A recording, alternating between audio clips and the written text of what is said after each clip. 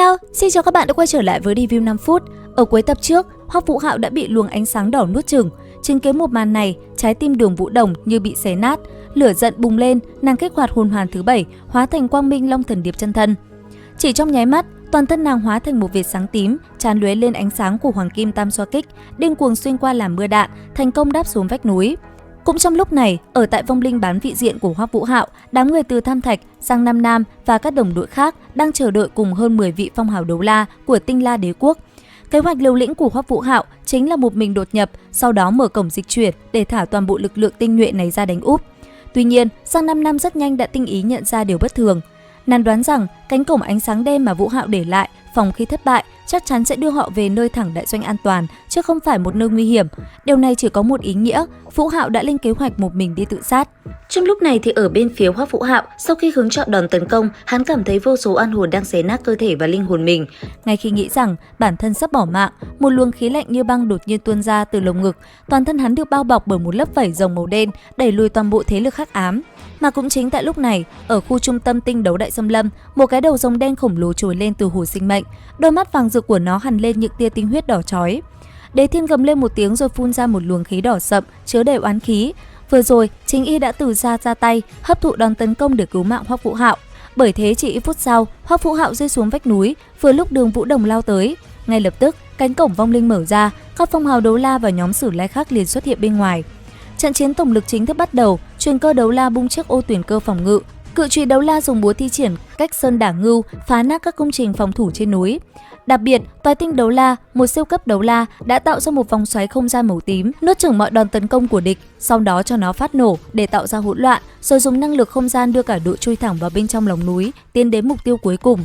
Cả đám di chuyển bên trong lòng núi nhưng vẫn bị phát hiện và bị một tia tử thần chi quang tấn công xuyên qua lớp đá. Hoắc Vũ Hạo lại một lần nữa phản ứng thần tốc, kéo cự chùy đấu la né kịp, cả đội quyết định không ẩn nấp nữa, phá núi chui thẳng ra, cuối cùng cũng lên đến đỉnh. Thế nhưng, đỉnh núi trống không, không một bóng người canh gác, chỉ có ngọn tháp tử thần đang tỏa ra thứ ánh sáng màu đỏ ma quái. Và rồi, trùm cuối thật sự xuất hiện. Một người phụ nữ bí ẩn trong chiếc áo choàng đỏ sậm lơ lửng bước ra từ hư không. Giọng nói của bà ta đầy ma lực nhưng cũng đầy vẻ khinh miệt vang lên. Ta nói, sao lại có người tiến vào được tấm chắn tinh thần của ta, nguyên lai là một tiểu gia hỏa am hiểu tinh thần lực, vừa vặn tháp tử thần của ta còn thiếu một ít linh hồn cường đại để trấn thủ, thu các ngươi vào là được rồi. Lời vừa dứt, một luồng huyết quang lập tức bao trùm tất cả, áp chế hoàn toàn năng lực không gian của Toái Tinh đấu la. 9 hồn hoàn gồm 6 đen 3 đỏ từ từ hiện ra dưới chân bà ta. Đối mặt với cường giả cực hạn đấu la, tất cả mọi người đều cảm thấy tuyệt vọng. Đúng lúc này, Hoắc Vũ Hạo bước ra, vận mệnh chi nhãn trên trán mở ra, hắn nhìn thẳng vào người phụ nữ trước mắt và cung kính nói: "Diệp tiền bối, ngài sao phải khổ vậy chứ?" Chỉ 3 chữ Diệp tiền bối, người phụ nữ vốn ngạo nghễ bỗng chấn động mạnh, giọng nói trở nên thê lương. "Ngươi là ai? Làm sao ngươi biết ta họ Diệp?" Bà ta lập tức ra tay, một bàn khổng lồ tràn ngập tinh huyết vượt qua mọi lớp phòng ngự, dễ dàng bắt lấy Hoắc Vũ Hạo đưa đến trước mặt mình. 12 vị phong hào đấu la đồng loạt tấn công, nhưng tất cả hồn kỹ của họ đều bị trường lực của bà ta làm cho chệch hướng, không thể gây ra bất kỳ tác dụng nào. Bị bắt giữ, Hoắc Vũ Hạo vẫn bình tĩnh lạ thường. Hắn nhìn thẳng vào mặt đối phương rồi nói: "Diệp tiền bối, ngài phương danh hẳn là Diệp Tịch Thủy phải không? Ta là đồ đệ của Mục lão." Nên biết, người phụ nữ này chính là kẻ thù không đội trời chung, đồng thời cũng là người tình xưa của Long Thần đấu la Mục Ân. Khi nghe Hoắc Vũ Hạo nhắc đến tên Mục Ân, Diệp Tịch Thủy có chút dao động và đồng ý tha cho Hoắc Vũ Hạo.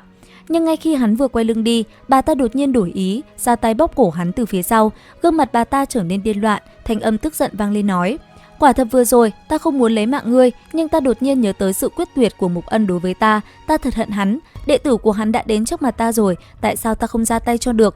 Tiểu tử, chỉ trách ngươi chọn sai lão sư."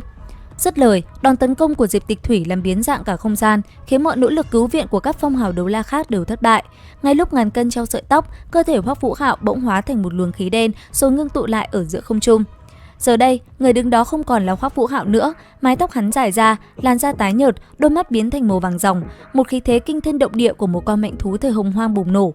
Ngay sau đó, hắn lớn giọng nói: "Diệp Tịch Thủy, rất tốt, không ngờ trên đại lục còn có nhân loại có thể tu luyện tới loại trình độ này."